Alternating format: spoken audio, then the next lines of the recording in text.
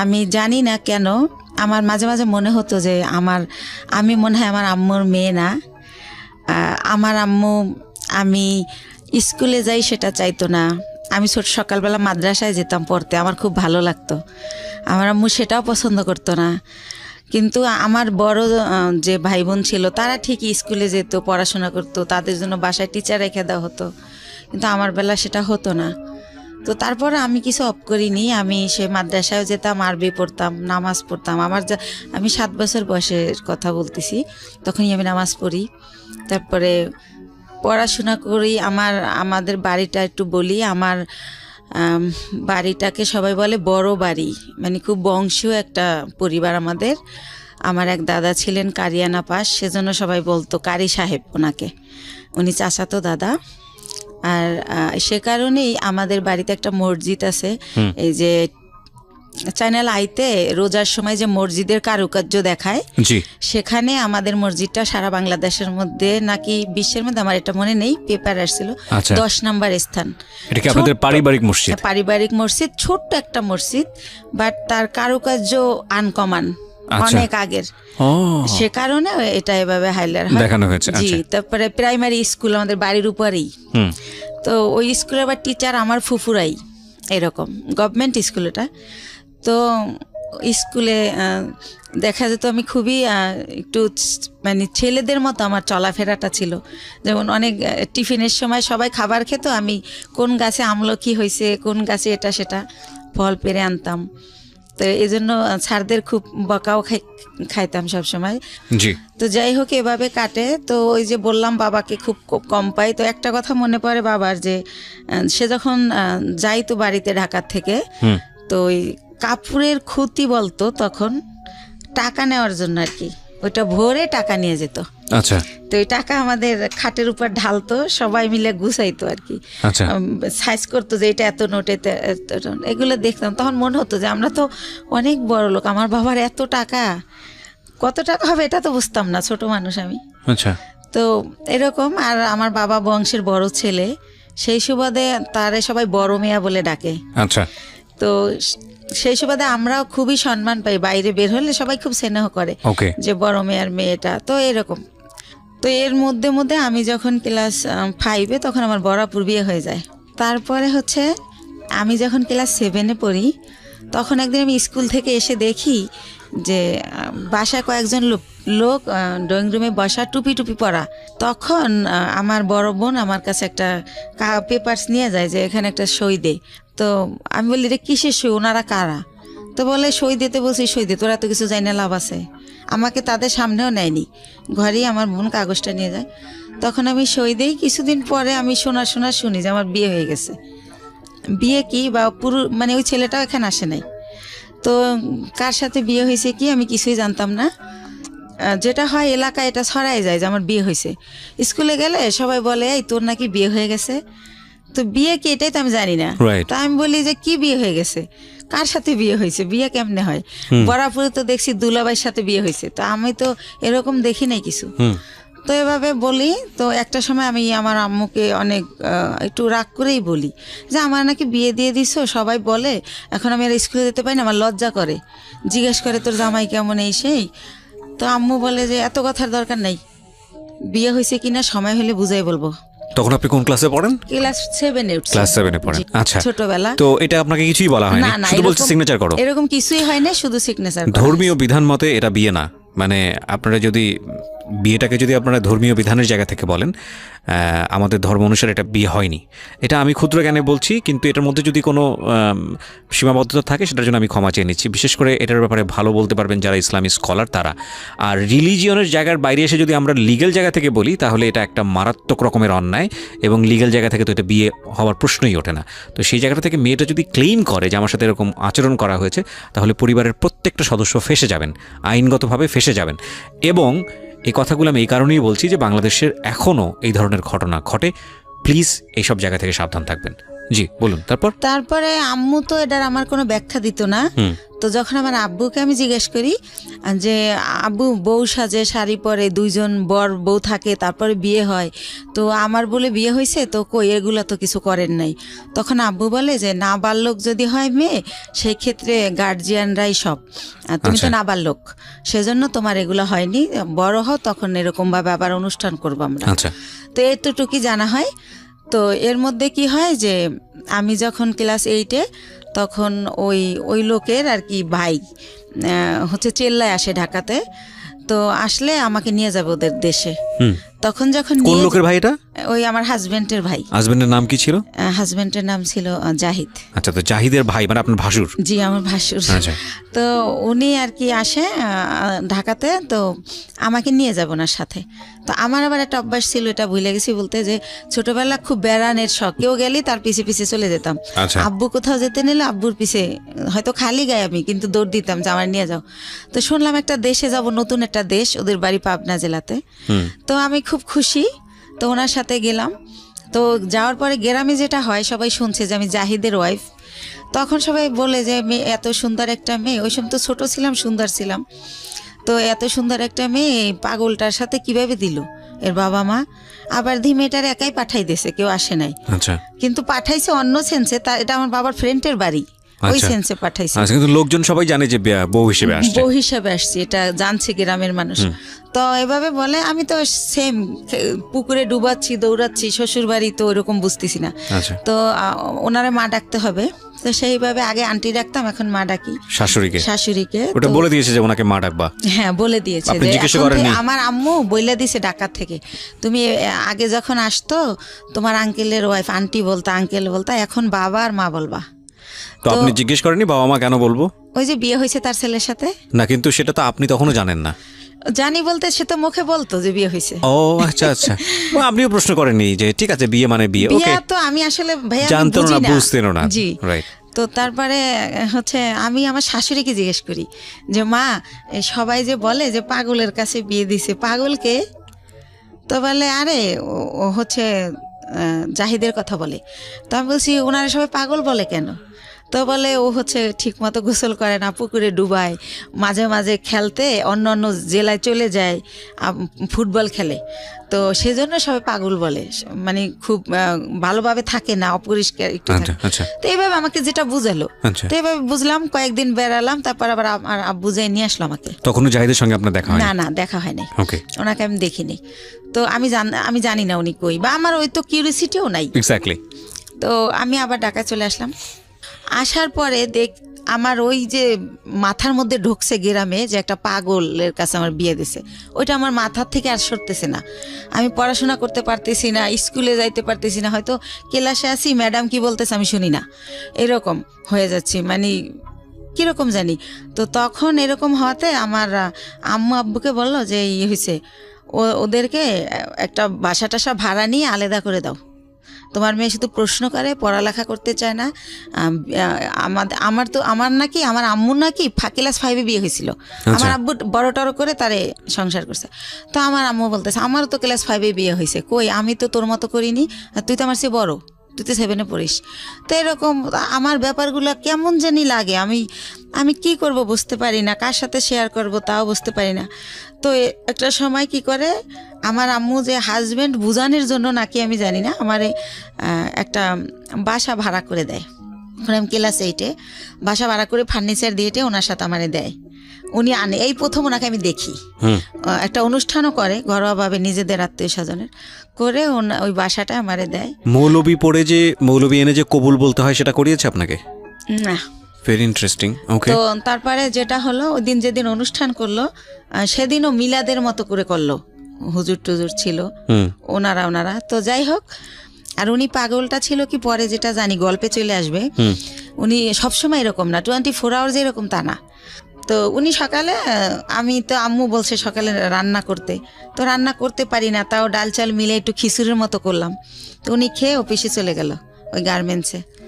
তারপরে এভাবেই করে, সে বাসায় আসে, খাওয়া দাওয়া করে, আমার সাথে তেমন কোনো কথা বলে না। এরকম পরের রাতে আবার দেখলাম কি, আমার একটা ছবির অ্যালবাম ছিল ফ্রেন্ডদের সাথে, কাজিনদের সাথে, ওইটা উনি টেনে ছেড়ে তো ওই কাগজ ছেড়লে একটা আওয়াজ হয়, তো আমি ঘুমাই পড়ি কিন্তু ওই আওয়াজে জেগে যাই। তখন আমি বলি যে আপনি এগুলো ছেড়েন কেন, কি হয়েছে আপনার? এটা বলতেই সে আমাকে একটা চর মারে যে তুমি ছেলেদের সাথে ছবি তুলছো কেন? ছেলে মানে আমার কাজিনরা। আচ্ছা আচ্ছা।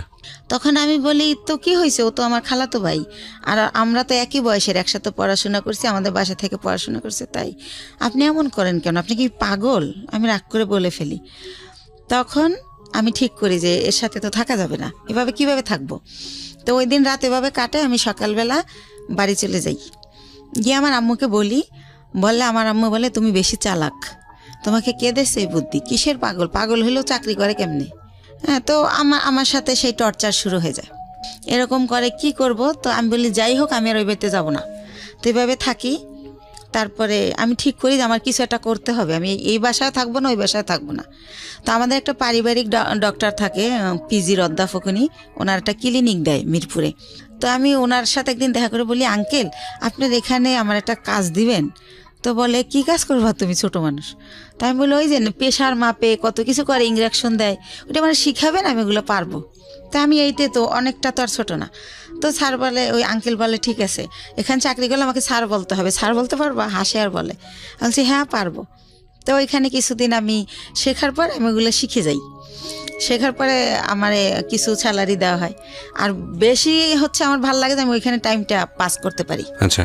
তো এইভাবে চিন্তা এটা কি আপনি নিজের বাড়ি থেকে করছেন? হ্যাঁ, শ্বশুর বাড়িতে যাচ্ছেন না? থেকে না, ওই বাসায় আর আমি যাই না। তো বাবার বাড়ি থেকেই করছি, বাবার বাড়ির কাছেই, যেহেতু সেকেন্ড কলোনি থেকে মাজার খুব দূরে না। তো এভাবে করি। তো আমার বাবা জানতে চায় কেন করি, আমি বলি যে ডাক্তারি পোশাক, নার্সের পোশাক আমার ভালো লাগে, তো তাই করি, আমার খুব ভালো লাগতেছে। তো পড়াশোনার কি হবে? আমি না পড়াশোনা চলবে, সমস্যা নেই। তো এভাবে যাইতে থাকে।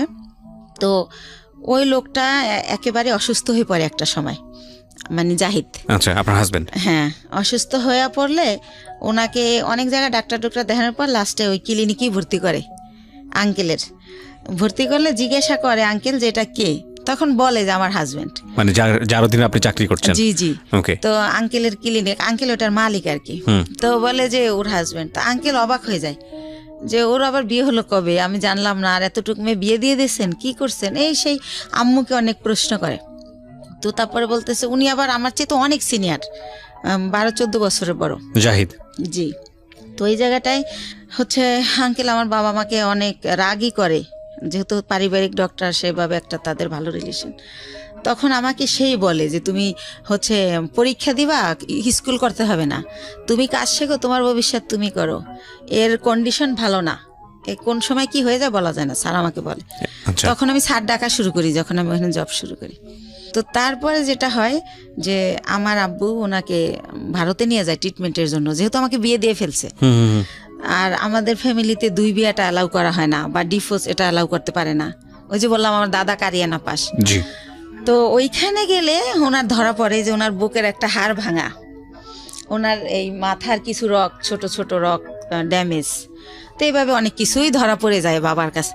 তো বাবা আয়সা যখন আমার শ্বশুরের মধ্যে মারা যায়, তো শাশুড়িকে প্রশ্ন করে যে আপনার ছেলে এত দিক দিয়ে ড্যামেজ, তারপর আমার মেয়েটাকে কেন নিলেন? আমার এত সুন্দর মেয়েটা হরিণের মতো দৌড়াতো, সেই মেয়েটাকে 3 মাসের মধ্যে আমি যখন ঢুকি আমার 8,000 টাকা স্যালারি ধরে, 3 মাস পরে আমার স্যালারি 15,000 হয়ে যায়। আমার একটা লাইনের দায়িত্ব দিয়ে দেয়, লাইন শিপ বলে ওটাকে।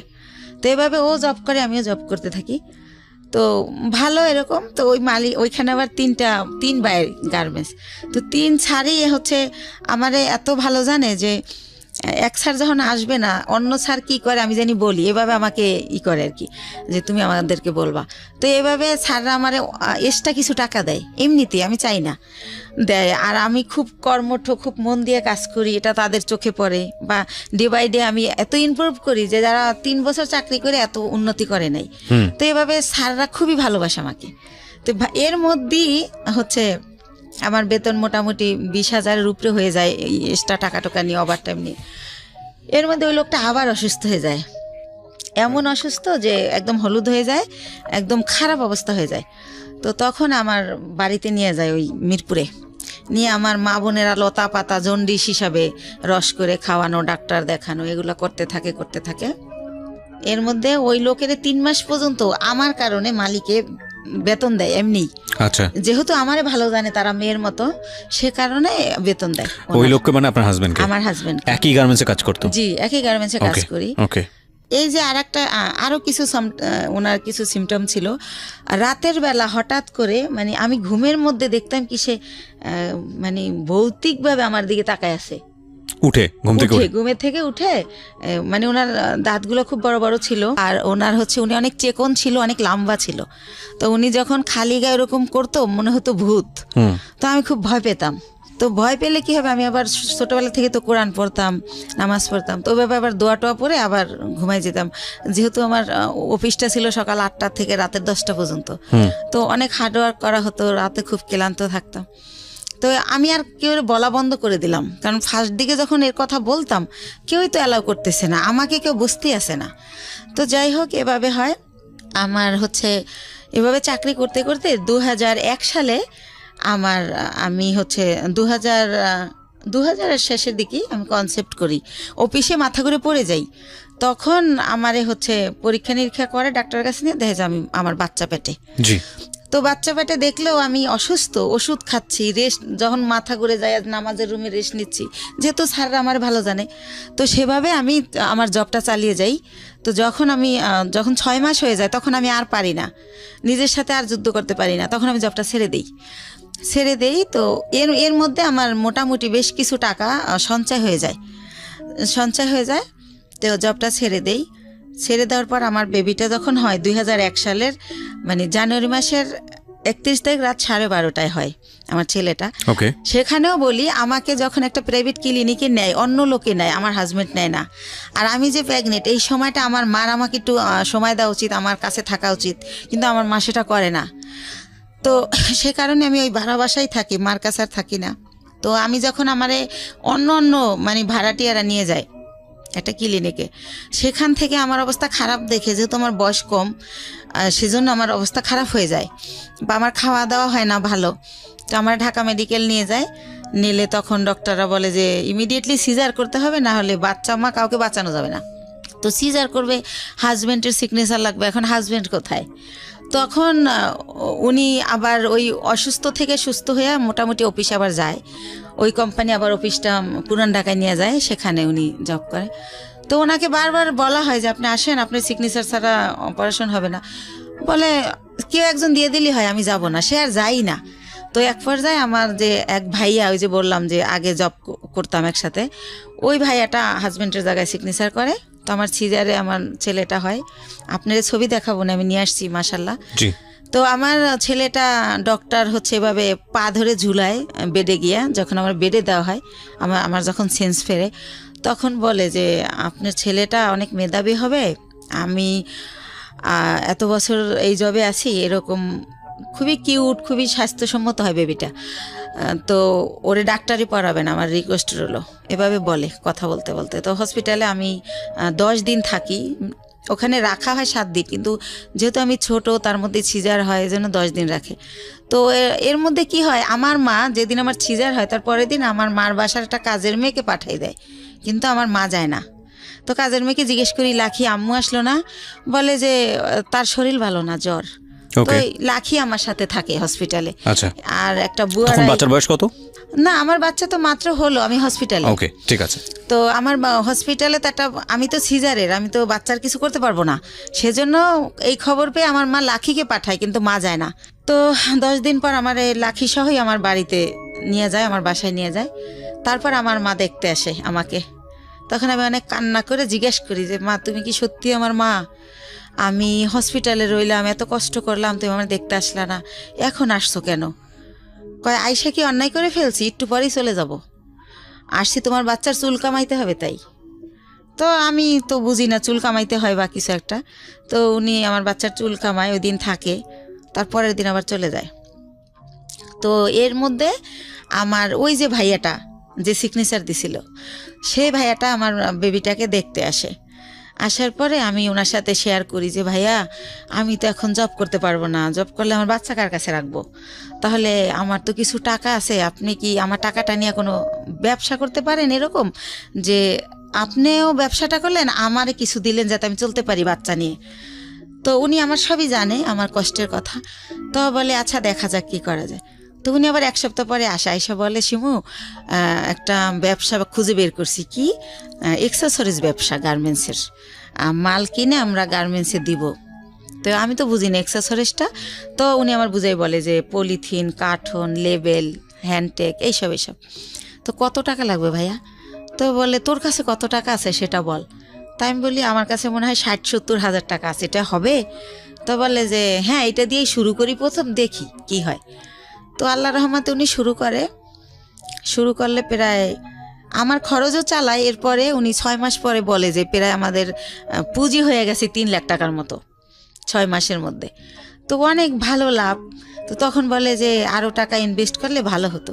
তো আমার বাবার দেওয়া কিছু গয়না থাকে আমার, সেই গয়নাগুলো আমি বিক্রি করে আরও টাকা ওইখানে ঢুকাই। তো এরকম করতে করতে আমার বাচ্চাটা, মানে আমার ছেলেটার বয়স হয়ে যায় 2 বছর। 2 বছর, ওকে। 2 বছর হয়ে যায়। তো আল্লাহ রহমতে ভালোই আছি, ভালোই চলতেছি, ব্যবসা খুব ভালো হচ্ছে।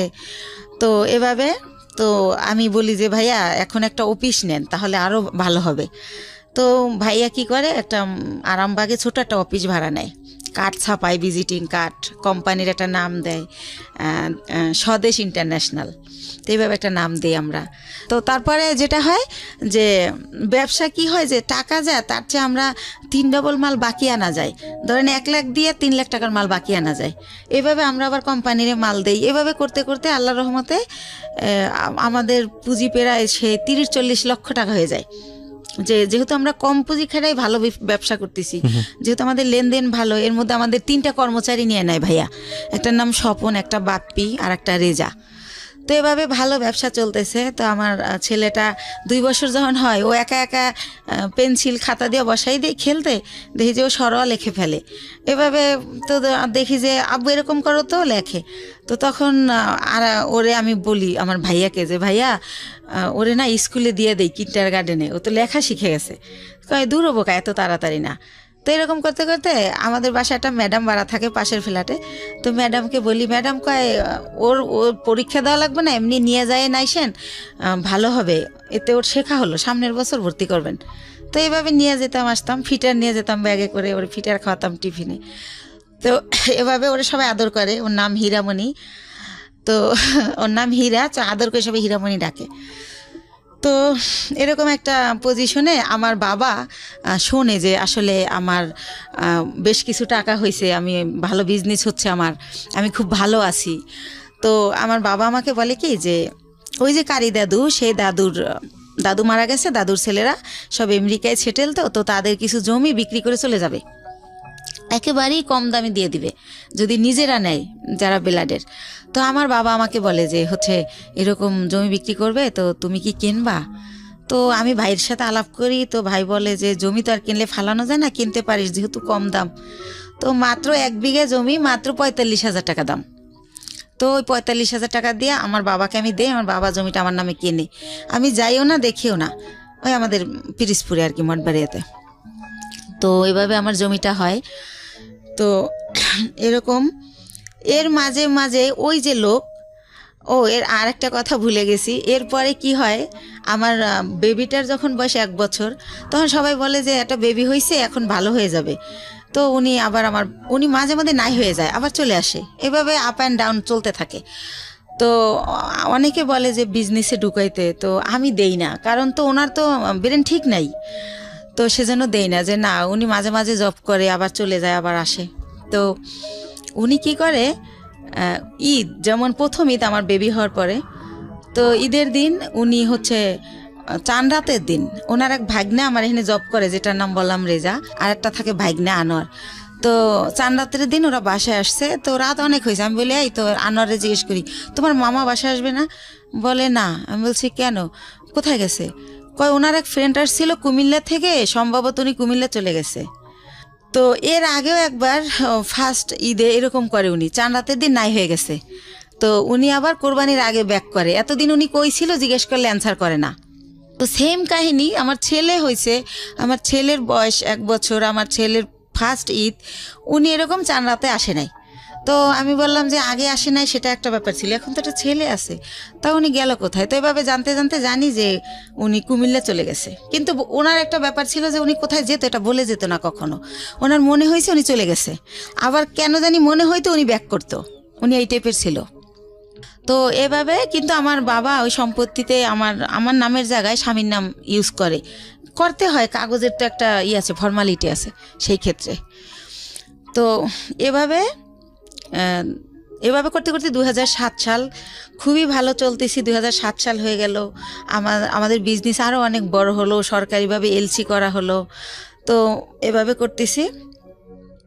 এর মধ্যে হচ্ছে ওই যে ভাইয়া যে প্রধান ছিল বিজনেসের সব কিছু দেখাশোনা করতো, ওনার নাম হচ্ছে দুলাল, ওনার বাড়ি উজিরপুর থানায়, সানুহার গ্রাম। তো ওনারে আমি আমার আপন ভাই ব্লাডের চেয়েও বেশি, মানে ওনারে আমি অনেক রেসপেক্ট করতাম। উনি বাসায় আসলে আমার মনে হতো আমার ফ্লোরটা বইতে কাঁপে, কারণ মাথায় কাপড় না থাকলে বলতো মাথায় কাপড় নাই কেন, একটু হেসে কথা বললে, একটু জোরে হাসলে বলতো মেয়ে মানুষ এত জোরে হাসে কেন, বা এসে জিজ্ঞেস করতো 5 ওয়াক্ত নামাজ পড়ছিলি তো।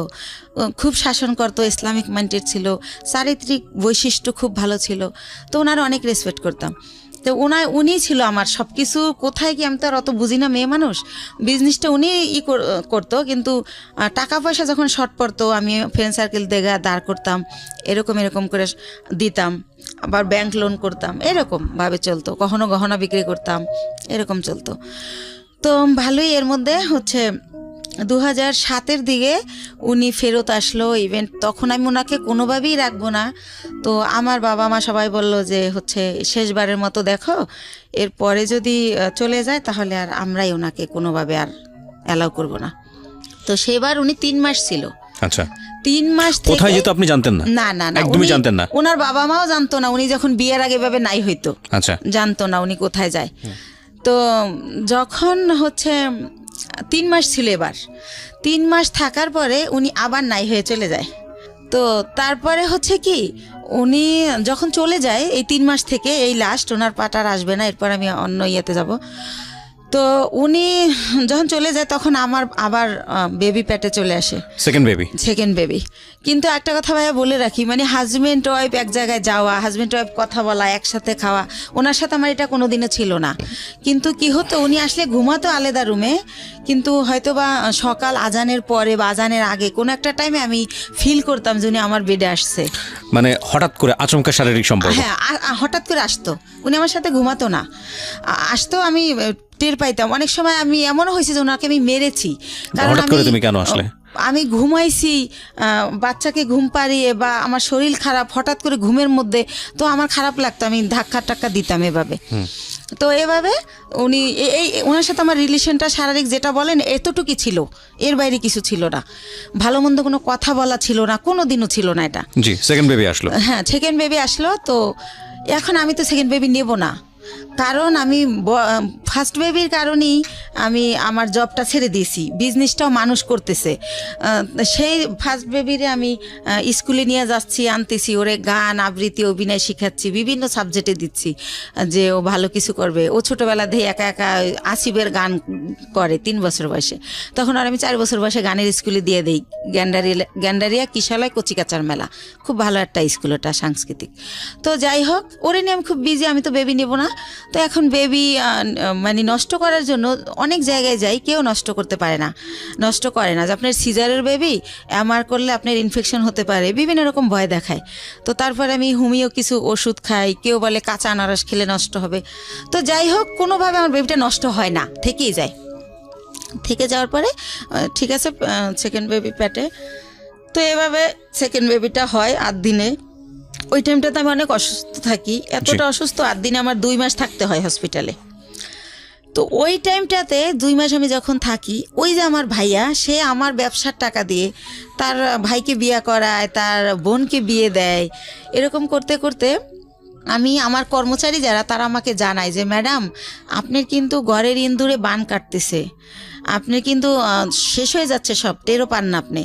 তো আমি বুঝি না, ইনডাইরেক্টলি বলা এত কথা আমি বুঝি না। এই ভাইটা কে ছিল আপনার? ওই যে আমার যে বিজনেস করতো, টাকাগুলো আমি দিতাম, বাট সে বিজনেসটা আপন ভাই তো না? না না, তাহলে উনি আমাকে বোন ডাকছিল, আর আমার বড় ভাইয়ের নামে ওনার নাম, ওকে, সেই সুবাদে ওনার আমি ভাই বলি। ঠিক আছে। তো এইভাবে তো আমি এগুলো শুনলে ওনার আমি এত বিলিভ করি যে এত বছর সে আমার বিজনেসটা সে 60,000 টাকা পুঁজি থেকে আল্লাহ রহমতে এখন 40-50 লক্ষ টাকার বিজনেস, সে যদি আমার ভালোই না বাসতো এটা তো হতো না। আর আমার ছেলেটাকে প্রচণ্ড রকম ভালোবাসে, মানে সে ডিউটিতে থাকলেও বারবার ফোন দিয়ে জিজ্ঞেস করে।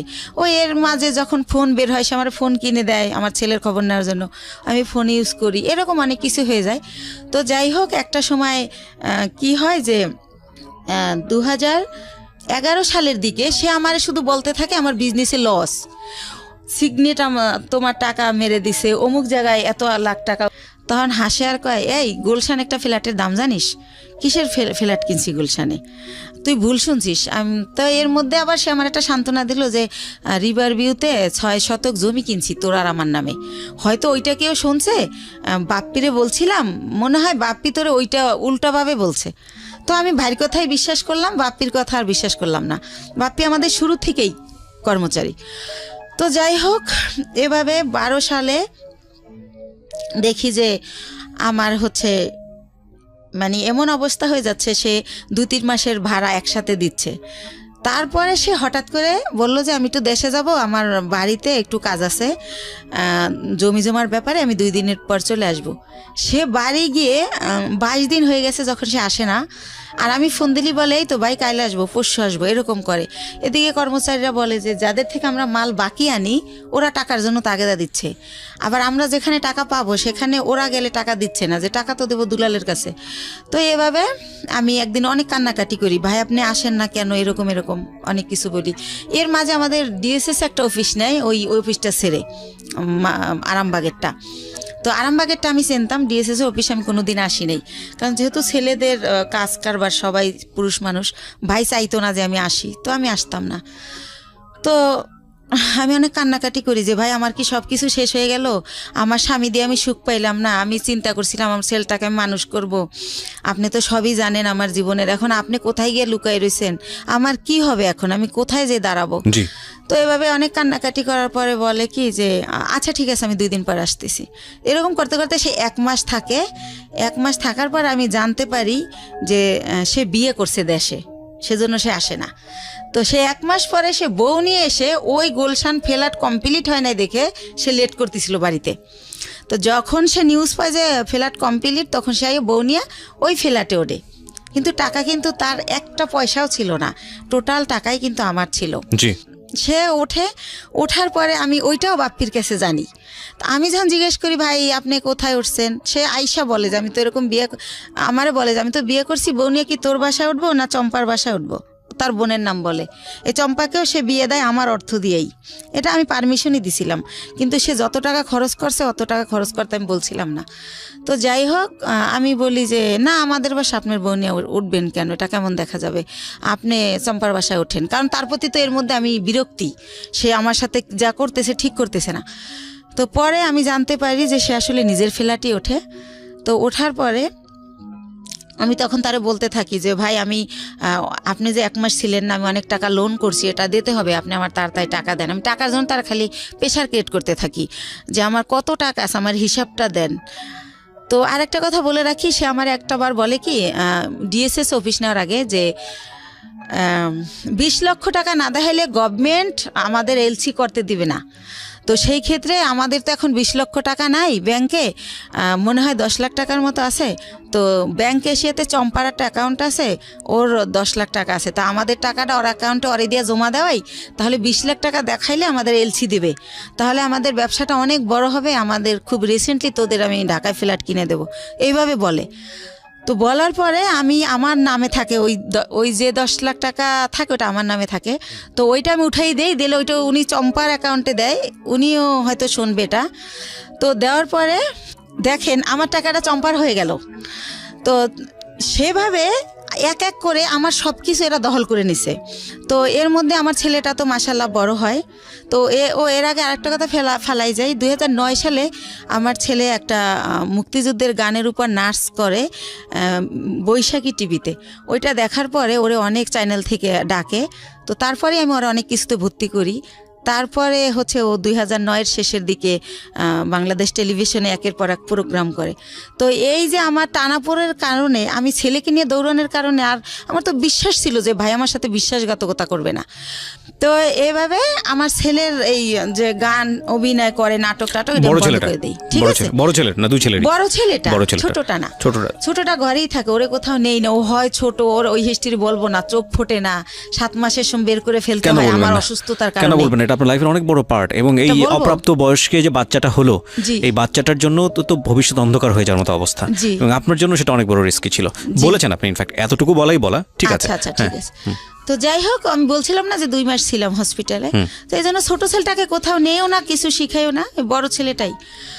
তো এর মধ্যে হচ্ছে যেটা হয় যে আমি এখন 2 ছেলে নিয়ে কি করব। এর মধ্যে 8 সালের পরে আমার স্বামীর সাথে টোটালি আমার আর মানে কোনো খোঁজ কেউ দিতে চাইলে আমি নেই না, বা আমি এমন জায়গায় বাসা ভাড়া নেই যে সে জানি নাচে নেই, কারণ তার যে সিমটম এগুলো যেন আমার ছেলেরা না দেখে।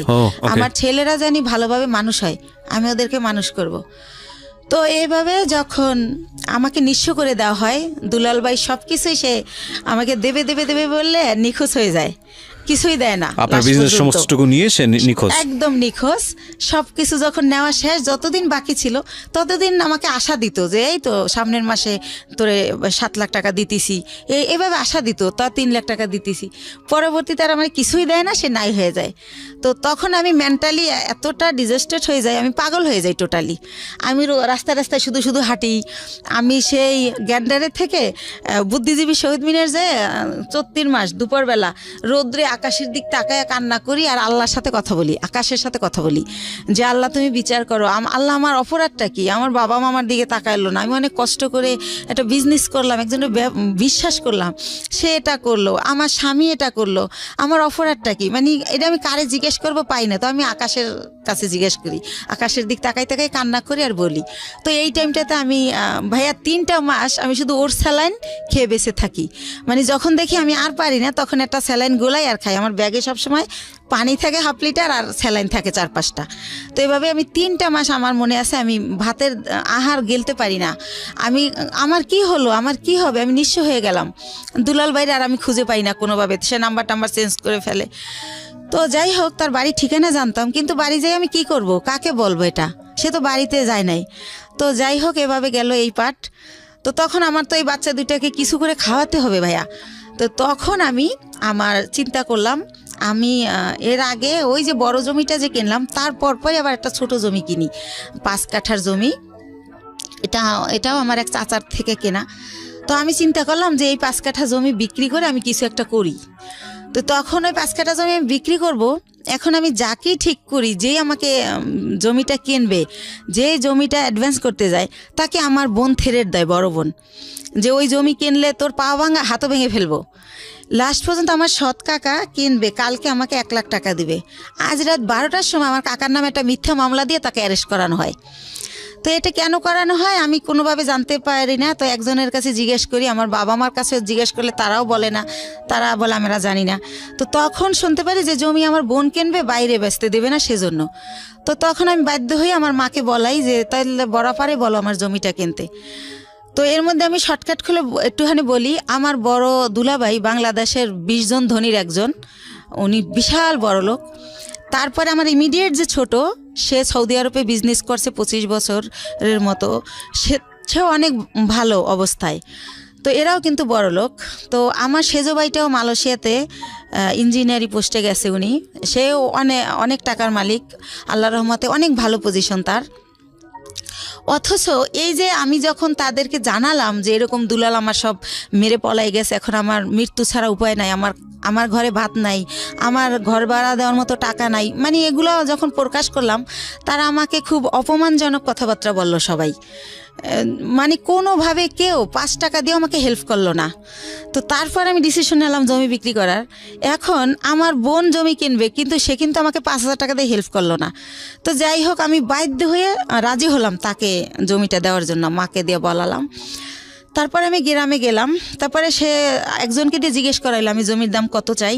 তা আমার মা আমার শিখিয়ে দিল, তুমি বললো যে আপা তোমার যা ইচ্ছা তাই দিও, তাহলে তুমি বেশি পাবা, দাম টাম চাইও না। তো আমার মার কথাই আমি আমার বোনকে বলি, ওই যাকে দিয়ে বলায় তাকে বলি। তো পরের দিন আমাকে রেজিস্ট্রি করতে নিয়ে যায়, আমার কিন্তু 1 টাকাও দেয় নাই বা কতটুকু জমি বা কত দাম কিছুই বলে নাই। তো ম্যাজিস্ট্রেট যখন জিজ্ঞেস করে আমি বলি যে হ্যাঁ টাকা বুঝে পাইছি। তো উনি আসার পর আমাকে মাত্র 1 লক্ষ টাকা দেয়, দিয়ে বলে যে তোর জমির দাম হচ্ছে 2,35,000, তো আর 1,35,000 টাকা আমি 15 দিন পরে দেবো। তো আমি 1 লাখ টাকা নিয়ে ঢাকায় চলে আসি। কিন্তু ওই যে দুলাল আমার টাকা দেয় না, আমি বাসা ভাড়া ছিলাম, ওই বাসা ভাড়া বেজে যায়, তারপরে ঋণ করে খাই ফ্রেন্ডদের কাছ থেকে, ছেলের খরচ করি স্কুলের। তো এভাবে ওই টাকা ঋণ দিতেই চলে যায় 1 লাখ।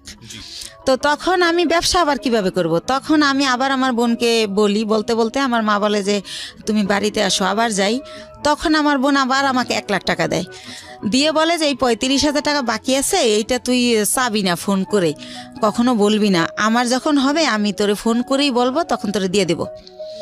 আচ্ছা ঠিক আছে। তো ভাইয়া আল্লাহ যার উপরে নারাজ হয় তার হয়তো সব দিক দিয়েই হয়। তো তখন উনি 1 লাখ টাকা দেয়, ওই টাকাটাই না আমি ইন্ডিয়ার ব্যবসা শুরু করি। তো ব্যবসা শুরু করি ইন্ডিয়ার কসমেটিকের ব্যবসা।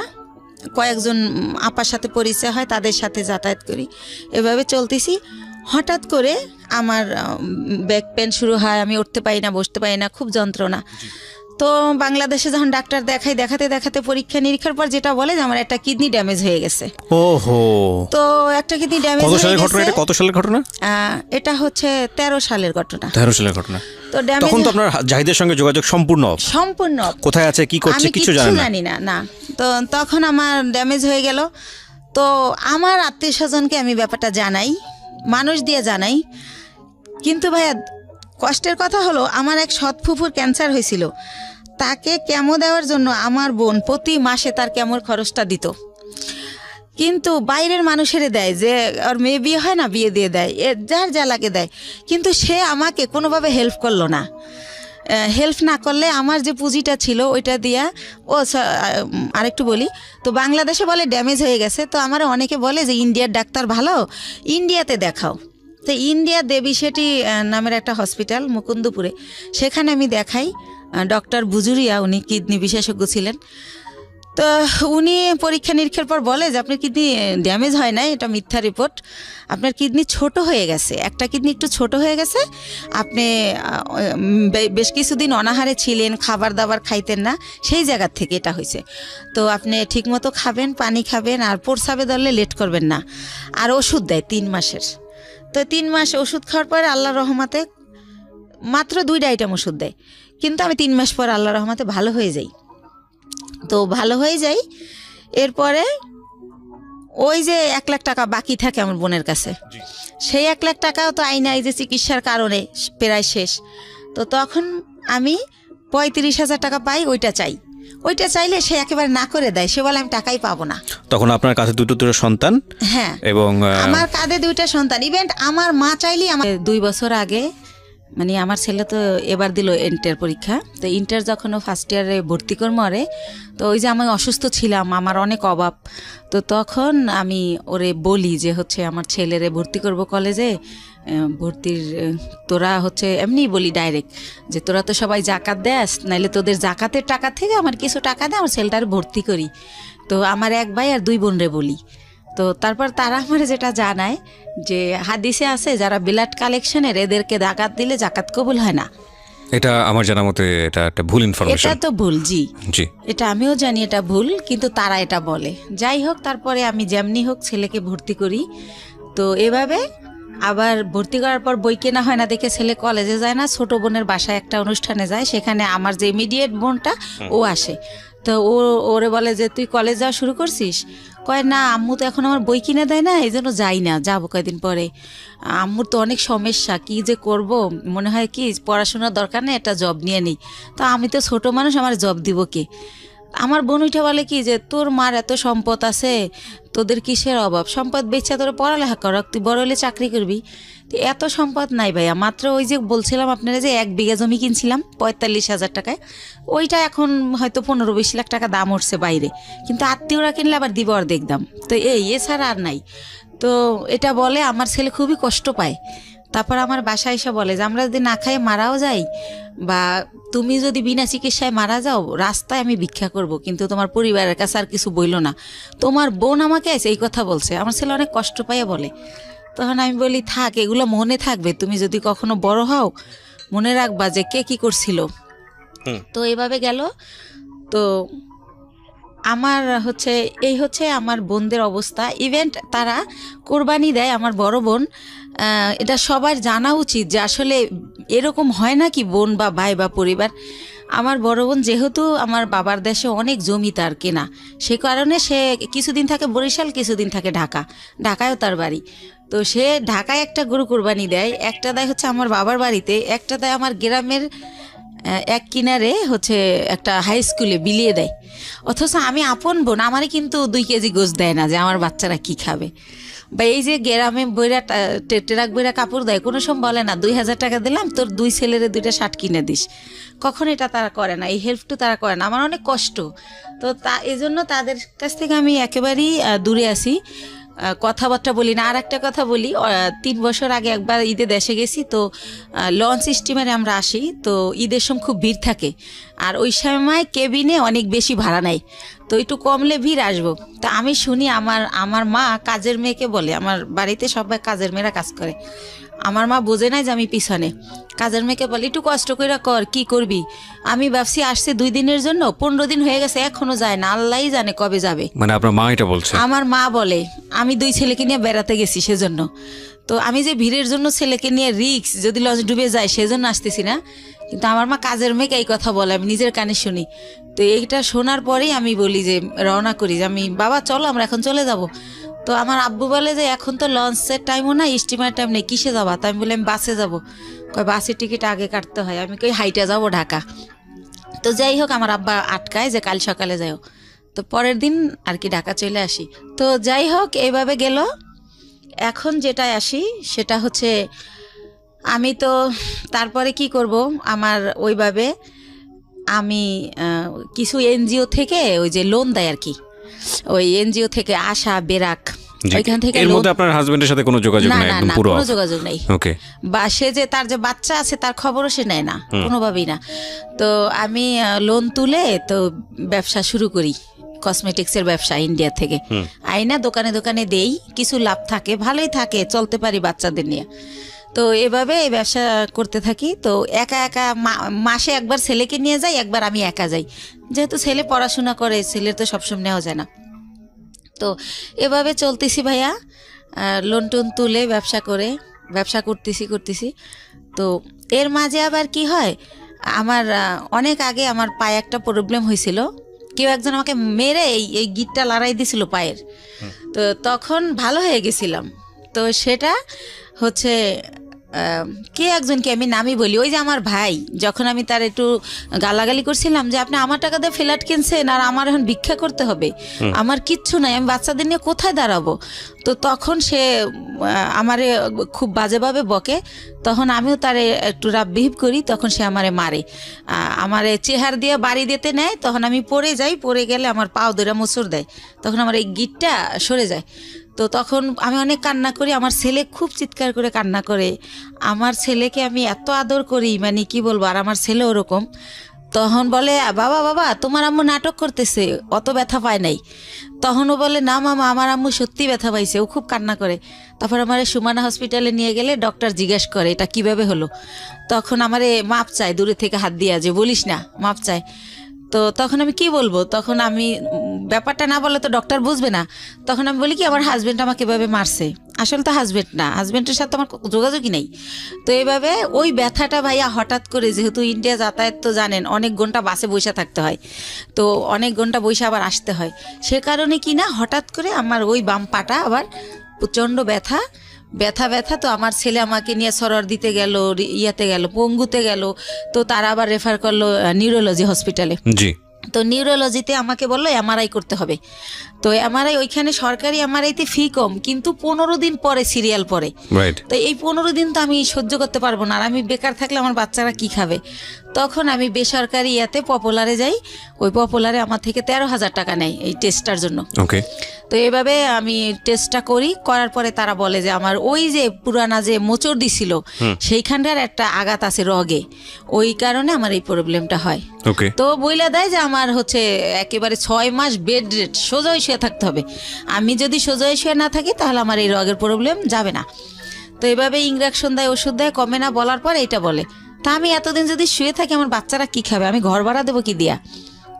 তো তখন আমার বাচ্চা সবাই কাছে এটা বলে যে আমার মার এই অবস্থা, খুবই কান্নাকাটি করে। তার বাবার নাম্বার জানি কার কাছ থেকে সংগ্রহ করে তারেও ফোন করে যে আম্মু এরকম হসপিটালে ভর্তি।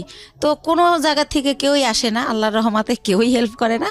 তো আমার পরিচিত যারা আর কি, যাদের সাথে একসাথে বিজনেস করতে যাই, ইন্ডিয়া যাই আসি, অনেকগুলো মহিলা, আমরা সবারই যার যার সংসারের প্রবলেম, তারা এটা করে থাকে। তো ওই সব আপারা আমারে বলে যে বাংলাদেশে তো তুমি সুস্থ হইতে অনেক টাইম লাগবে, আর তোমার বাচ্চারা খাবে কি, তোমার আমরা কোলে করে শোয়াই বাসে করে ইন্ডিয়া নিয়ে যাই, হয়তো বা ইন্ডিয়া গেলে ভালো হবা। তো একটু তো আমার চলার ক্ষমতা নাহলে আমি ইন্ডিয়া কিভাবে যাব? তার মধ্যে একটা কথা বলি ভাইয়া, আমারে যখন ওই পপুলারে ওই একটা মেশিন মানে টলিতে শোয়াই দেয়, তো 2 জন নার্স কেউ আমাকে হেল্প করলো না। আমার ছেলেকে বলে কি উঠাই দাও তোমার মাকে। তা আমার ছেলে তো আর অত বড় না, সে আমারে তাও কিভাবে জানে আল্লাহ জানে, ও আমারে কোলে করে শোয়াই দেয়। তো ওইভাবে আমার এমআরআই যখন শেষ, আমি বের হই, তখনও কোনো একটা নার্স আমাকে ধরে না, বলে এই তোমার আম্মুকে নামাও। তো আমার ছেলে আমাকে জায়গায় নামাইতে গিয়ে ছেড়ে দেয়, মানে আমার ভার বহন করতে পারে না। তখন ভাইয়া ব্যথার মধ্যে আরও ব্যথা পাই। তো এত চিৎকার করতে থাকি, তখন ছেলে নিজের অপরাধী ভাবে যে আম্মু আমি তো আর ব্যথা দিলাম। তখন ওরে ঠান্ডা করার জন্য আমি বলি না কিছু হয় নাই, এমনি তো আমার ব্যথা তো এমনিই করে, তোমার জন্য না। তো ও আবার আমার সরর দিতে নিয়ে যায়। নিয়ে গেলে কি হয়, ওখানে ইমার্জেন্সিতে একটা সাথে সাথে হাড়ের মধ্যে ইঞ্জেকশন দেয়। ওই ইঞ্জেকশনটা দিলে ব্যথাটা একটু কমে, এটা ও জানে, কয়েকবার নেছে। তো ও আমার আর ওই থেকে পপুলার থেকে বাসায় না নিয়ে যায় সরর দিতে।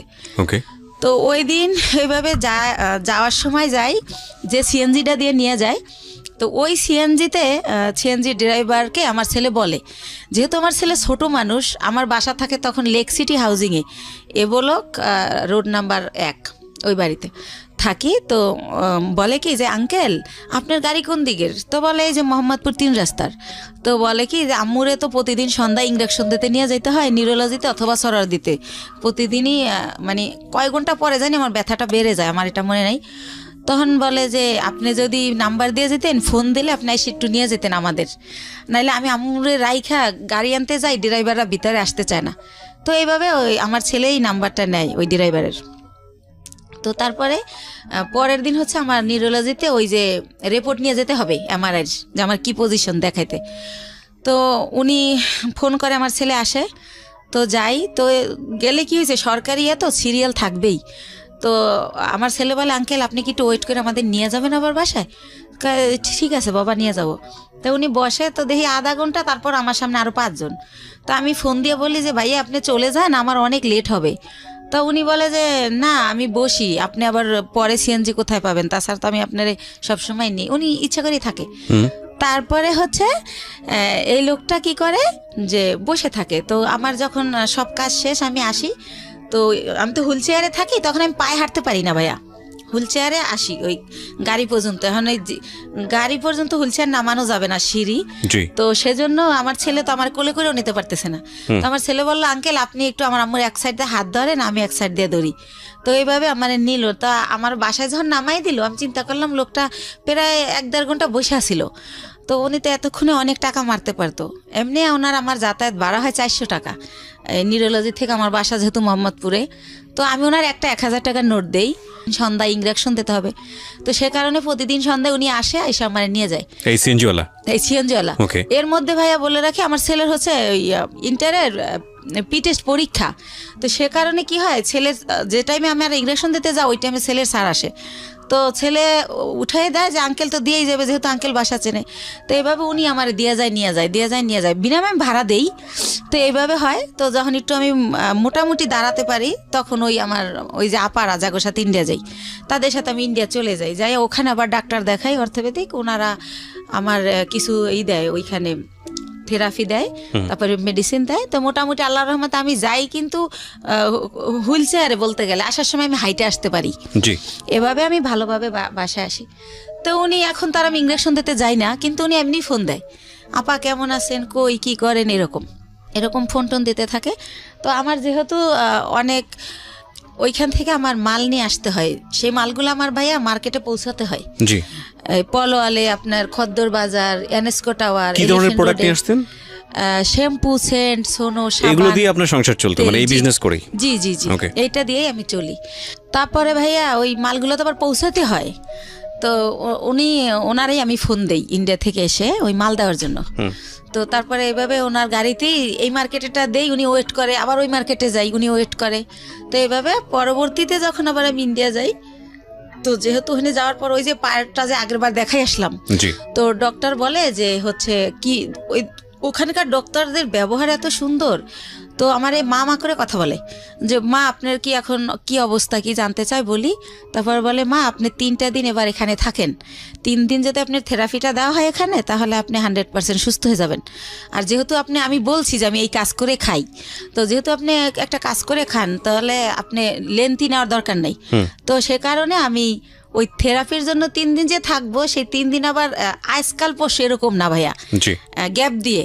তো এভাবে আমার প্রায় 10-11 দিন ভারতে থাকতে হয়। আচ্ছা। তো 10-11 দিন পরে যখন আমি বাংলাদেশে আসি, বাংলাদেশে ঢোকার সাথে সাথে ওনার খালি ওই মিস কল অ্যালার্টে ওনার নাম্বার, মানে যে ওনার নাম হাসান। আচ্ছা আচ্ছা, সিএনজিওয়ালা ভদ্রলোকের নাম হচ্ছে হাসান। হাসান, হ্যাঁ। তো উনি হচ্ছে এত আসতেছে ওনার মেসেজ। তো আমি আবার ভাইয়া বাসে উঠলে মাথা ঘোরে একটু, সেজন্য ফোনও ইউজ করি না, খুব জরুরি ছাড়া হ্যালো বলি না, ফোন থুয়ে দেবে আগে। তো এত SMS, তারপর আমি একটু ব্যাক করলাম যে ভাইয়া এতবার ট্রাই করছেন কেন? তো বললো আপনি কোথায় ছিলেন, মানে সে বলতে স্যার চিৎকার করে কাঁদতেছে, 11 দিন হয়ে গেছে আপনার কোনো খোঁজ নাই, আপনি কি মানুষ, আপনি এরকম পারলেন কি করে, এই সেই উনি ওনার মতো বলেই যাচ্ছে ননস্টপ। তো আমি বলি যে ভাইয়া আমি তো ভাবছিলাম 2 দিন পর আসবো, কিন্তু আমার অসুস্থতার কারণে আমার 11 দিন লাগছে। তো হ্যাঁ, উনি বলতে স্যার কাঁদতেছে, ওনার নাকি অনেক কষ্ট হচ্ছিল, উনি খুব মিস করছিল, উনি আমার বাসার সামনে যে ঘুরে আসতো, এভাবে বলতেছে। আমি অবাক হলাম যে ওনার সাথে তো আমার ওরকম কিছু না, জাস্ট কয়েকদিন ওনার গাড়িতে চড়ছি, এই তো। তো উনি এরকম কেন করলো বুঝলাম না, আমি নিজে নিজে গাড়িতে বসে এটা ইয়ে করতেছি। তারপর ওই আপাদের আমার পাশে সাজেদ আপা বসা, ওনারে শেয়ার করলাম যে আপা এরকম। তা আপা বললো ওই লোকটা তোমারে ভালোবাসে। তো আমি বলি কি যে আমার যে 2 ছেলে, আমার যত ভালোবাসা তো ছেলেদের, আর আমি ছেলে ছাড়া জীবনে কিছু ভাবি না। দেখেন আজকে 8 বছর ওর বাবার সাথে আমার কোনো যোগাযোগ নাই, তারপরেও কিন্তু আমি এই ছেলেদের নিয়ে আসি। আর এখন তো ধরতে গেলে বুড়াই হয়ে গেছি, এখন আর ভালোবাসা টাসার কোনো দাম নাই। এরকম মনে হয় এমনি বলে বা কিছু একটা, আপার সাথে এইভাবেই কথা হলো। তারপরে পরের দিন অ্যাজ ইউজুয়াল ওই যে আমার তো মাল দিতে যেতে হবে, আমি যেদিন আসি তার পরের দিনই মাল না দিলে তো আমার টাকা দিবে না। তো উনি তো জানি যে পরের দিন আসতে হবে, উনি সকালে গাড়ি নিয়ে আসে। তো আমি বলি ভাইয়া আমার খুবই টায়ার্ড লাগতেছে, আপনি আমার দোকানগুলো তো চেনেন, স্লিপগুলো আমি দিয়ে দেই, আপনি মালগুলো দিয়ে আসেন, আপনার যা ভাড়া হয় আমি দিয়ে দেবো। আর আমি লগে গেল ভাইয়া মালগুলো উনিই ক্যারি করে, উনি উঠাই দেয়, আমি আবার লেবার ওই শোরুমে ফোন দিলে ওরা লেবার পাঠায়, তো তাদের সাথে সাথে উনি ক্যারি করে। তো আমি কই আপনি ফোন দিলে আপনি একটা করে ফোন দিবেন, লেবার নামবে, এভাবে দিয়ে আসবেন। তো বলে আচ্ছা। তো এইভাবে উনি আমার মালগুলো দেয়। তো আমি আবার টেনশন করি যে আমি তো জীবনভর বিশ্বাস করে ঠকলাম, একজনকে বিশ্বাস করলাম, সে আমার নিজে বললো যে আমার 60 লাখ টাকা পুঁজি, সেইটা নাই, উদ হয়ে গেল। আবার এখন আবার আমার এই কয়টা টাকা লয়ে যদি ফলাই যায় আমি কি করব, এভাবে টেনশন করতেছি। কিন্তু আবার প্রতিটা মালিককে আমি বলে রাখছি যে আমার লোক গেছে ওই সিএনজিওয়ালা, তো মালটা দেওয়ার পর আমারে জানাবেন পুরো মাল বুঝাই দিছে কিনা স্লিপের। তো ওরা আবার আমারে একটু পরপর ফোন দিয়ে জানাচ্ছে প্রত্যেকটা কোম্পানি যে হ্যাঁ আপা মাল পাইছি। তখন ভাবলাম যেহেতু মাল পুরা দিছে তাইলে টাকাও আমারে দিবে। তো ঠিক উনি বাসায় আবার আইসা আমার টাকা দিয়ে দেয়। তো এইভাবে টাকা দিয়ে দেওয়ার পরে একদিন উনি বলে যে আপা আমি আপনার সাথে কিছু কথা বলবো, আপনার বাসায় আসতে পারি? তখন আমি বলি কোন ব্যাপারে ভাইয়া? বলে আমি একটা প্রবলেমে পড়ছি, এটা আপনার সাথে শেয়ার করবো। তো আমি বললাম আচ্ছা ঠিক আছে আসেন। উনি তো আমার বাসা চিনেই। তো উনি আইসা আমার ড্রয়িং রুমে সোফায় বসে। তো আমি তো ওই পার ব্যথার জন্য ডক্টর বলছে যতটা পারি শুয়ে থাকার। তো আমি ওই পা লম্বা করে কোনো রকম বসি। তো ওনারে আমি বলি যে হ্যাঁ ভাইয়া বলেন, আর নাস্তা দিতে বলি, আমি অসুস্থর কারণে আমার বাসায় আবার একটা কাজের লোক রাখি, যে কিছুই তো করতে পারি না পাওয়ার জন্য, তো তারে নাস্তা দিতে বলি। তখন সে বলে যে ওরে যেতে বলেন, ওর সামনে বলা যাবে না। তো তখন আমি ভাবলাম ওরে যেতে বলবো, তো কাজ করে তারপর যাবে। তখন আমি বললাম ঠিক আছে তাহলে আপনি আমার বেডরুমে আসেন। তো উনি আমার রুমেই যায়। তারপরে বলে যে আপা এরকম আমার, ও আবার থাকতো আর বোনের বাসায় মোহাম্মদপুরে। আচ্ছা। আর বলে রাখি ওর বোন জামাই হচ্ছে একটা গভর্নমেন্ট জব করতো সমাজ কল্যাণ অধিদপ্তরে, ঘুষ নেছে, সে কারণে ওনার জবটা চলে যায়। তারপরে সে কি করে, তার কাজ হচ্ছে মানুষের জব দেবে বলে টাকা নেয় 8 লাখ 10 লাখ, যে গভর্নমেন্ট জব দেবো আমি, গভর্নমেন্টের অমুক সচিব, মিথ্যাচার করে। তো এভাবে উনি বিভিন্ন লোকের থেকে টাকা আনে। তো এইভাবে ওই হাসান ওনাকে কয়েকজন লোকের থেকে টাকা এনে দেয়। তাই এখন উনি জবও দেয় না, টাকাও দেয় না, তারা হাসানকে খুব টর্চার করে, গ্যাঞ্জাম করে। তো এটার পরে কি করছে, হাসানের বোন আবার জব হয়েছে একটা পরিকল্পনায়, সে গেছে খুলনাতে। তো বোনের বাসা খালি, এ শুনে ও আবার ওই খালি বাসায় আসে, আইসা থাইকে সিএনজি চালায়। এটা আমি আগেই জানতাম, আমার কথায় কথায় বলছিল। তো ওই দিন যেটা নতুন বলে সেটা হচ্ছে যে ওরে নাকি ওর 2টা ফ্রেন্ড নিচে আইসা ফোন দেয় যে তোর বাসা তো খালি, তোর বাসায় কি একটু আসা যাবে? তো উনি আমার যেটা বলছে, তা ওনারা বলে যে হ্যাঁ, ও বলে যে হ্যাঁ আয়, সমস্যা নেই। তো উনি যখন গেট খোলে, ওনারা থাকে 4 তলায়, তখন দেখে 3টা ছেলে সাথে একটা মেয়ে। তখন বলে মেয়েটাকে, কয় আমাদের ফ্রেন্ড। কয় তুই তোরা মেয়ে নিয়ে আসছিস কেন? তোরাতে কেউ দেখলে, দারণ টারণ দেখলে আমার বোন জামাইকে বলে দেবে আমার অবস্থা খারাপ। তো বলে না, তোরাতে কেউ দেখবে না, আমরা আবার আধা ঘন্টা পর চলে যাব। তো তারপরে নাকি তারা ওই সময় ওই ইয়াবা নাকি বাবা কি জানি বলে, ওইটা খায়। জি। ওইটা খায় ওই যে 3টা ছেলে, আরও 4 ছেলে আর ওই মেয়ে। তো ও নাকি জীবনে এটা কোনোদিন খায় নাই। ওই দিন ফার্স্ট ওই মেয়েটা ওরে জোর করে খাওয়ায় যে আমি মেয়ে মানুষ খাই, তুমি ছেলে কেন খেতে পারবে না? তারপরে খায়, ওরেও খাওয়ায়। ওইভাবে নাকি ভিডিও করে, ছবি তোলে। ইভেন্ট ভাইয়া ও যেটা বলেছে, এটা খাওয়ার পরে নাকি ওরা ফিজিক্যালি রিলেশন করে। কে বলেছে এটা? এটা হাসান বলেছে আমাকে। ওকে। ওই মেয়েটা নাকি ওরেও বাধ্য করে। ও আবার ইসলামিক মাইন্ডের কথাবার্তা বলতো, আমিও জানি ও ইসলামিক, কিন্তু ও বলে যে ওই মেয়েটা আমাকে জোর করে এটা করে, আমি তো জীবনে এটা প্রথম খাই, আমার হুঁশ থাকে না সে কারণে। ওকে। তো তখন ওইগুলা এখন ওই মেয়েটা ছবি আর ভিডিও করে রাখছে, এখন আমাকে ব্ল্যাকমেল করে যে ওইগুলো পেপারে দিয়ে দিবে। মেয়েটা ব্ল্যাকমেল করে, এই ঘটনা এসে আপনাকে হাসান বলছে? হাসান বলতেছে। ওই মেয়েটার নাম শানু। তো এটাও বলে। তো বলার পরে আমি বলি ব্ল্যাকমেল কিভাবে করে? কয় দেখেন আমি কষ্ট করে গাড়ি চালাই, সন্ধ্যার পর স্ট্যান্ডে এসে আমার টাকাগুলোও নিয়ে যায়, আর যদি না দিতে চাই তাইলেই বলে যে যদি না দাস তাহলে কিন্তু ফাঁস করে দেবো, তাহলে কিন্তু পেপারে দিয়ে দেবো। তা আমি বলি আপনি, তা আমাকে দিলে আপনার কি প্রবলেম হবে সেটা বলেন।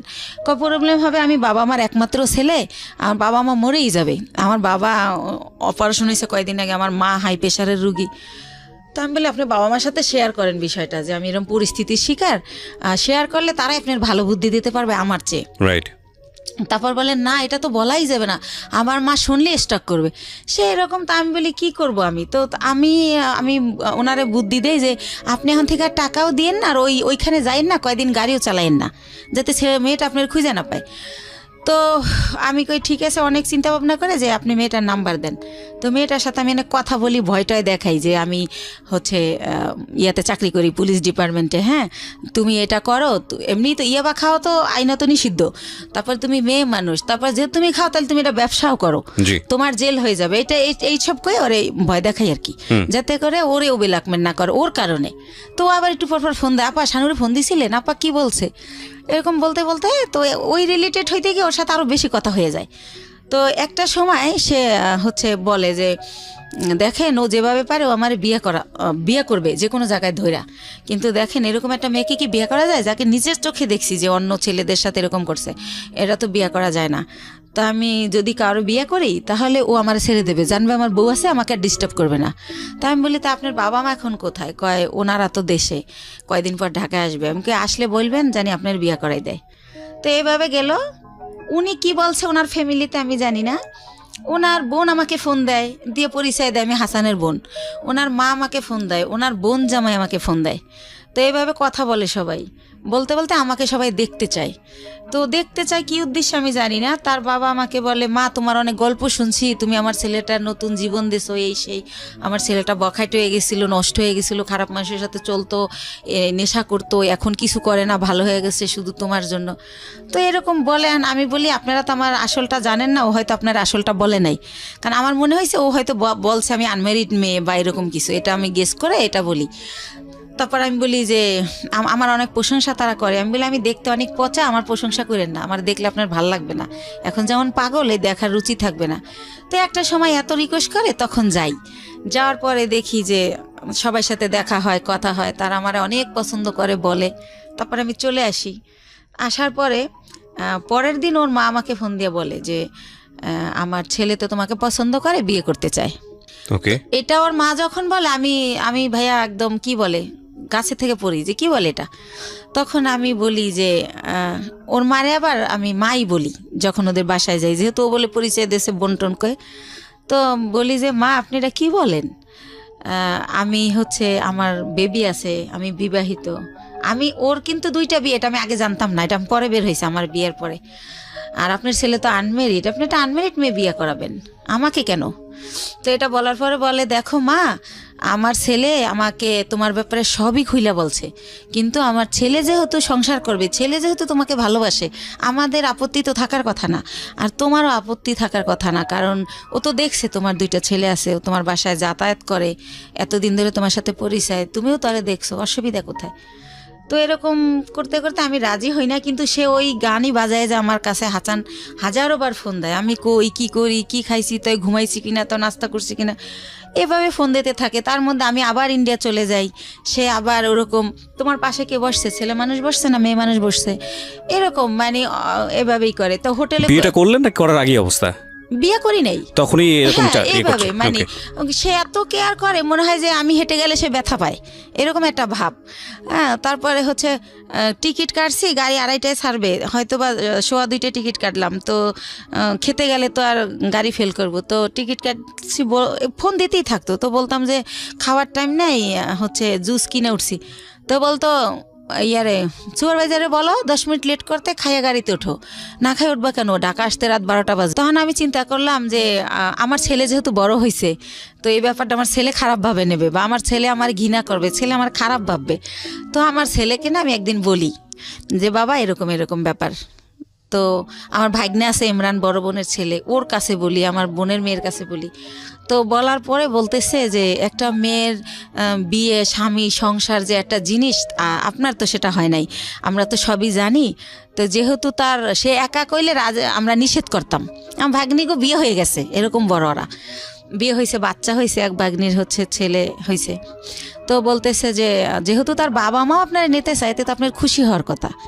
তা আমি কীভাবে খুশি হব, সে তো ড্রাইভার, আর একজন ড্রাইভার কয় টাকা আর্ন করে, সে আমারে খাবে না আমার বাচ্চা খাওয়াবে, আমার তো সে সারা জীবন এই কাজ করেই খেতে হবে, তাহলে আর বিয়ে বয়ে লাভ কি?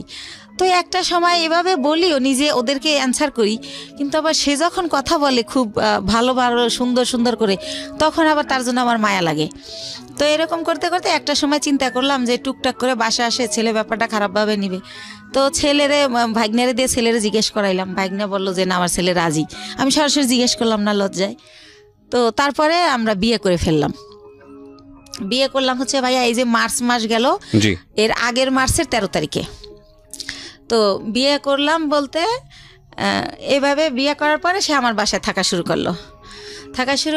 আর হচ্ছে আমি বললাম যে সিএনজি আর চালাইও না, মানে একজনের ড্রাইভার আমার হাজব্যান্ড একটু লাগে, কারণ এইরকম ফ্যামিলির তো মেয়ের আমি না, হয়তো আমি ভাগ্যোদশে কষ্ট করতেছি। তো পরে ওর ভিসা পাসপোর্ট করলাম, ভিসা লাগাইলাম যে আমার সাথে সাথে ইন্ডিয়া যাবা, দুইজনে মিলে ব্যবসা করি। আরও একটা চিন্তা করলাম ভাই এই ব্যবসায় হচ্ছে অনেক মাল তো ওয়েট হয়, একটা ছেলে আসলেই দরকার হয়। যেবার আমার ছেলে আমার সাথে যায় আমি একটু অনেক শান্তি পাই, আমার কষ্ট কম হয়।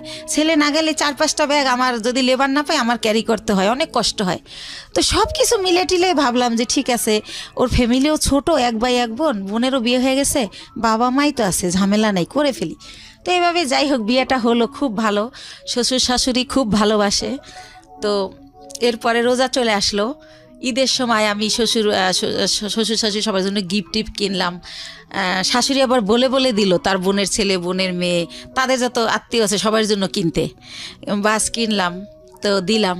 তো আমার শাশুড়ি আবার আমার 2000 টাকা দিল একটা ড্রেস কিনতে।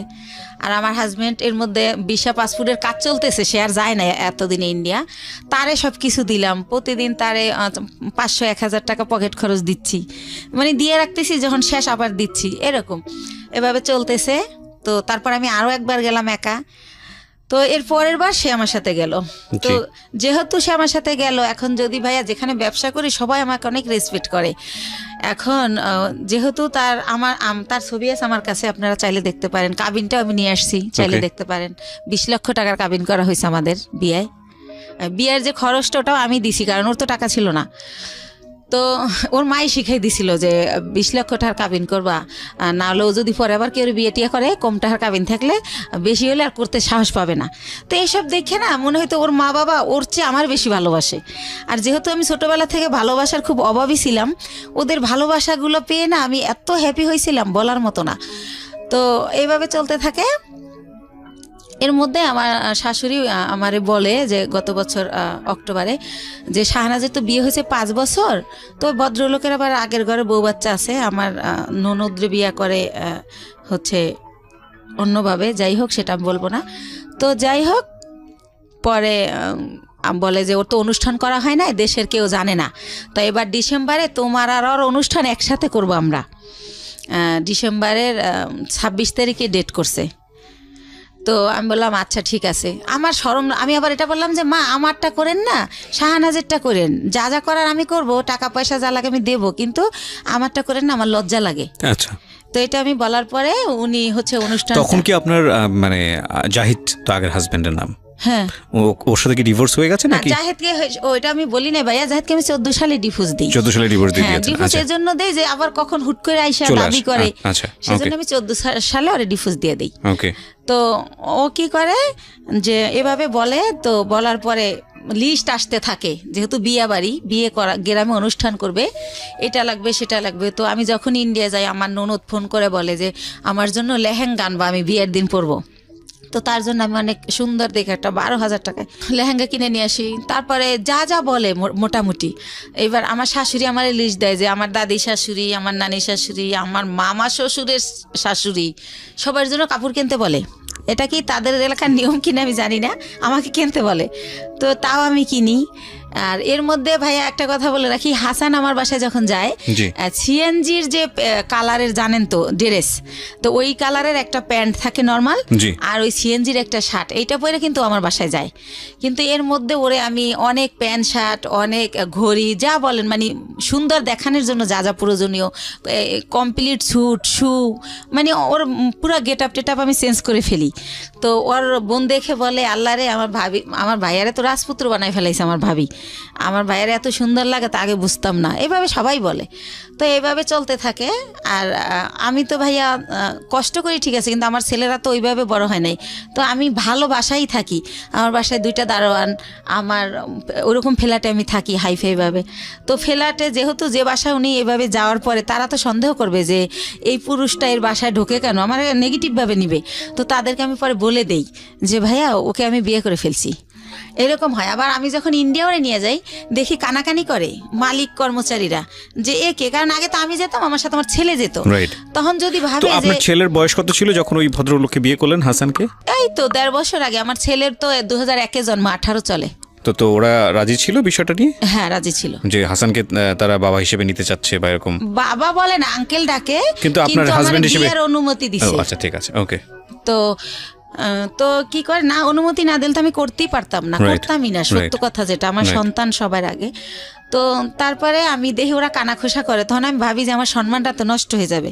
তো তখন আমি মালিককে ডেকে বলি যে ভাইয়া কানাখোসা করার কিছুই নাই, ও আমার কোনো বয়ফ্রেন্ড না বা কোনো অন্যরকম কিছু না। ভারতে আবার অনেক মেয়েরা কি করে ভাইয়া অন্য একটা ছেলের সাথে চলে যায়, তো এরকম একটা প্রবাদ আছে। তখন আমি বলি ভাইয়া আমি তো রিসেন্টলি বিয়ে করে ফেলছি, ও আমার হাজব্যান্ড। এভাবে ইচ্ছা করে সবাইকে আমি বলে দেই। তো সবাই বলে না ভালোই হয়েছে, ছেলেটা ভালো। তো যাই হোক এভাবে চলতে থাকে। তো ডিসেম্বর মাসে আমি তো ওই অনুষ্ঠান করব না, কারণ ওই হলুদ দেবে কি করবে না করবে, আমি বাচ্চা কাচ্চার মা, আমার এটি ভালো লাগে না। তো আমি বলি যে মা আমি সব দেবো, কিন্তু আমি যাব না। তো সব কেনাকাটা করে দেই। ওর বোন জামাই আমাকে লিস্ট ধরাই দেয় যে সে হচ্ছে গরু কিনে দেবে, আর মুরগি হতে যত বাজার এই টাকাগুলো আমি দেব। তো এই কথায় আমি হাসানকে বলে ফেলি যে হচ্ছে আমি এত টাকা কই থেকে দেবো, তাহলে তো আমার ব্যবসার পুঁজি থাকবে না। তখন হাসান বলে যে তুমি দিতে পারবে না, তাদেরকে বইলে দিতে, আমারে বলো কেন? তখন আমি বলি তুমি আমার হাজবেন্ড, আমার ভালো মন্দ তো তোমার দেখার দায়িত্ব, তুমি এখানে থাকো খাও আমরা একসাথে না, তো তো তোমাকেই তো বলবো। তখন একটা পর্যায়ে ও আমাকে বলে যে তোমার তো অনেক আছে আমি যতদূর জানি, তো এখানে কত দেওয়া লাগবে, হয়তো 50,000 বা 1 লাখ টাকা লাগবে খাওয়ানে, এটা দিতে বা তোমার অসুবিধে কি? এই প্রথম আর থেকে আমি একটা কষ্ট পেলাম। তখন আমি একদিনকে কথায় কথায় আমি বলি যে মা, আমার নিজের মায়ের আদরও আমি পাইলাম না, তোমারে তো মা বলেই জানি, মাই ডাকি, সে আমার একটা অনেকভাবে হাট করে, সেই কথাই বলি, মাই জানতাম এতদিন, কখন যে তুমি শাশুড়ি হয়ে গেলা বুঝতেই পারলাম না। এই কথাটা আমি বলি, বলার পরে বলে কি যে সত্য কথা বলে সবার কাছেই খারাপ লাগে, সেইভাবে রেগে রেগে বলে। তখন বলে এই শোনো, তুমি আমার ছেলেকে ইটালি পাঠায় দাও। মানে শাশুড়ি বলে? আমার শাশুড়ি বলে। আমার ছেলে এই বিষয়গুলো কি আপনি আপনার হাজবেন্ডের সঙ্গে শেয়ার করতেন যে আমার শাশুড়ি এগুলো বলে, এই কথাগুলো তোমার কথা কিনা? হ্যাঁ শেয়ার করতাম। তখন হাসান কি বলতো? সে অস্বীকার যাইতো, সে বলতো আমি বলি নাই। তো তারপরে একটা সময় আমি চিন্তা করলাম যে ঠিক আছে, আমার এক বোন থাকে ইতালিতে, তো চিন্তা করলাম যাবো, ভাই ইটালি যাওয়ার অনেক খরচ, তাহলে আমার জমি বিক্রি করে দিতে হয়, তাছাড়া তো আমার টাকা নাই। তো আমি হাসানকে বললাম দেখো আমি 45,000 টাকায় জমি কিনছিলাম, রেজিস্ট্রি নিয়ে 60,000 পড়ছিল, সেই জমির দাম এখন 20 লাখ টাকা উঠে গেছে। তো এই জমি যদি এখন আবার আমি বেশি, আমার বোন কিনবে, বাইরে বেচতে দিবে না, তা আমার হয়তো 10-12 লাখ বেচতে পারবো, তাহলে তো আমার সঞ্চয় শেষ। তারপর দেখা গেল আমি কোনো কারণে যেতে পারলাম না, তাহলে তো আমার কিছুই রইলো না। তার সাথে আমি এখানে ব্যবসা করি, ভালোই তো আছি, তো ইটালি যাওয়ার দরকার কি? তখন ও বলে হ্যাঁ ঠিক আছে তাই করি, যাওয়া লাগবে না, বাদ দাও, আর বিদেশ কি ভালো নাকি, বিদেশ অনেক কষ্ট, ও বলে। হ্যাঁ ও আমার সামনে এগুলো বলে, ওদিকে যাবার আর মায়েরে বলে যে ওরে বলো আমাকে ইতালি পাঠিয়ে দিতে। তো এটা আমি আর বুঝি না। তো একদিন আর মাই বললে ফেলে, আমি বলি যে তোমার ছেলে তো মা যেতে চায় না। তো বলে কে বলছে আমার ছেলে যেতে চায় না, তুমি আমার ছেলেরে বুঝাও, তখন আমার ছেলে কি তোমার উপরে যাবে, সেই জন্য তোমার সান্ত্বনা দেয়। তো এভাবে রূপ খুলতে থাকলো, তারপরও চলতেছিল মোটামুটি। ঈদের 2 দিন আগে হঠাৎ করে আমার শাশুড়ি আমাকে বলতেছে যে ঈদের কেনাকাটা কি শেষ করছো? তো এর মধ্যে একটা কথা ফেলে গেছি, যেহেতু ভাইয়া ডিসেম্বরে ফেলে যায়নি ঠিক, সবাই আমি দিলাম সব কিছু, ইভেন শীত দেশে মেহমান গেলে কই ঘুমাবে, সেজন্য আমি ইন্ডিয়া থেকে কম্বল আইনে দিলাম, ঠিক আছে, বড় বড় কম্বল, তো সব কিছুই তো দিলাম। তারপরে তারা আমার কিছু দিল না, তাইলে এখন ঈদে আমি তার সব ফ্যামিলিরে কেন দিব? আর আমার কাছে অত টাকাও নাই, যেটা সত্য কথা। তো তখন আমি এবার ঈদে তাদের জন্য কোনো কেনাকাটা করি না, এই একটা কারণ। আর শ্বশুর শাশুড়িকে শুধু দেব। কিন্তু 22 রোজায় আমার শাশুড়ি আমাকে ফোন দিয়ে অনর্থক কথা শোনায়, অনেক গালাগালি করে। তখন আমি বলি মা এভাবে কথা বলতেছো কেন?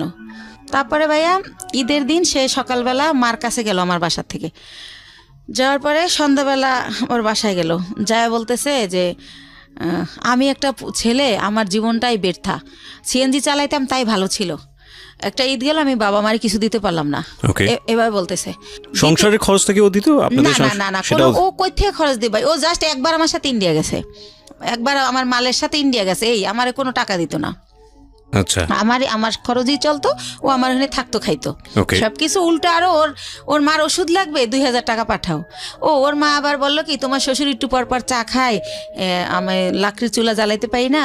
তারপরে আমি সিলিন্ডার গ্যাস কিনতে বললাম যে মা কত টাকা লাগবে? বললো যে 5,000। তো আমি ঢাকা জিজ্ঞেস করে দেখলাম 3,000, কিন্তু শাশুড়ি বললো 5,000। তো আমি 5,000 টাকা পাঠাই দিলাম। এরকমের যখন যা চায় আমি দিচ্ছি, কিন্তু তার ছেলে করতেছে না, বাট আমি যা লাগতেছে সবই দিচ্ছি, কোনো করতেছি না, যেহেতু আমি বলছি যে গাড়ি চালাইও না, সেজন্য। তো এভাবে চলতেছে।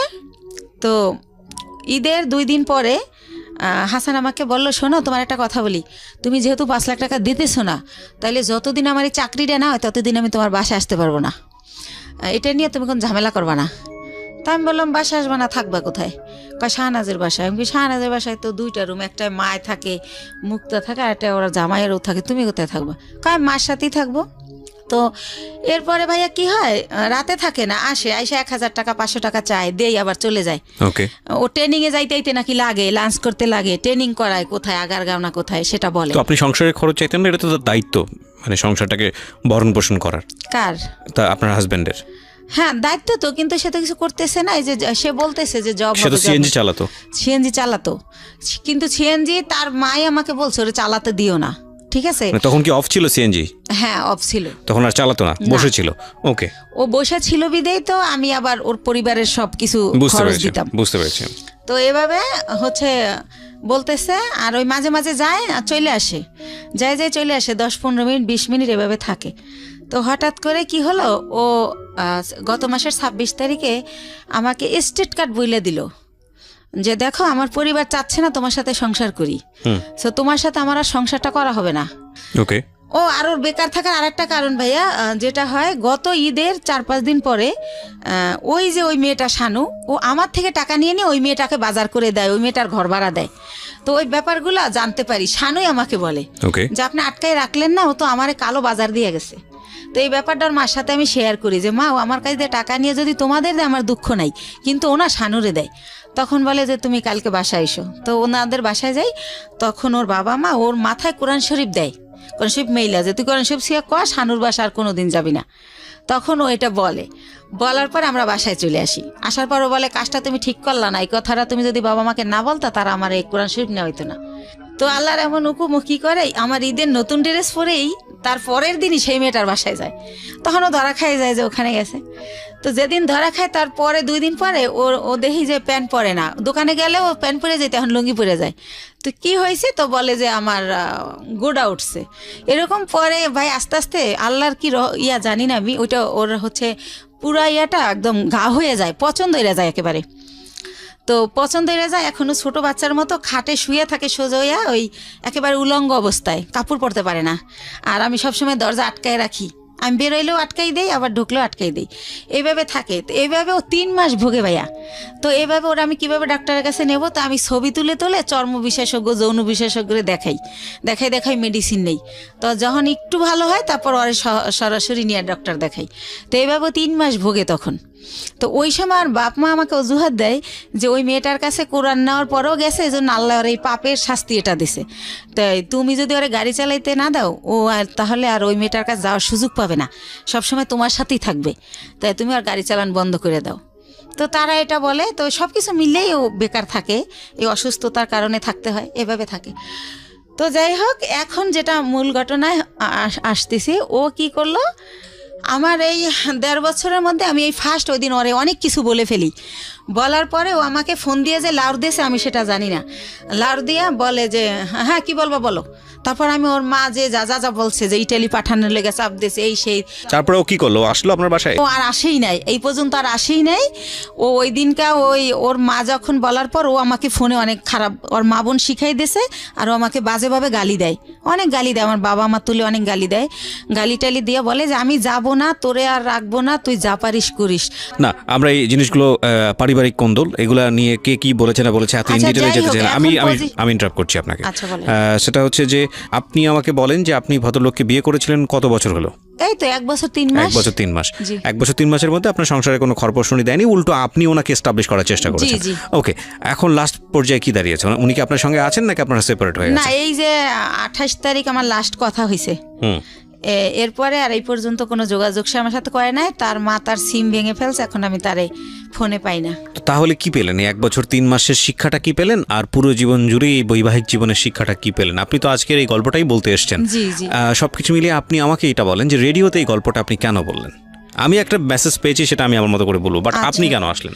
আমি আসছি ভাইয়া যে আমি যদি আমার বাবা মা যদি যখন জানছিল যে ওই লোকটা আসলে জামাই হিসাবে না, তখনও যদি আমাকে বাদ দিত তাহলে তো আমার বেবিও হতো না।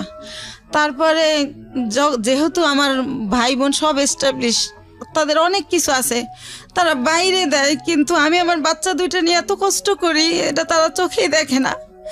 তাহলে এরকম যদি হয় ঘরে ঘরে যে কোনো ভাই বোন এক ভাই বোনকে হেল্প করবে না, তাহলে কেমনে হবে?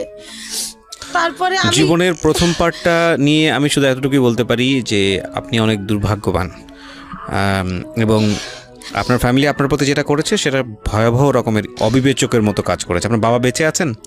জি, বেঁচে আছেন। তো আপনার বাবা এই যে বড়টা ভুলটা করেছে সে ব্যাপারে কি বলে? আমার বাবা যখন জানে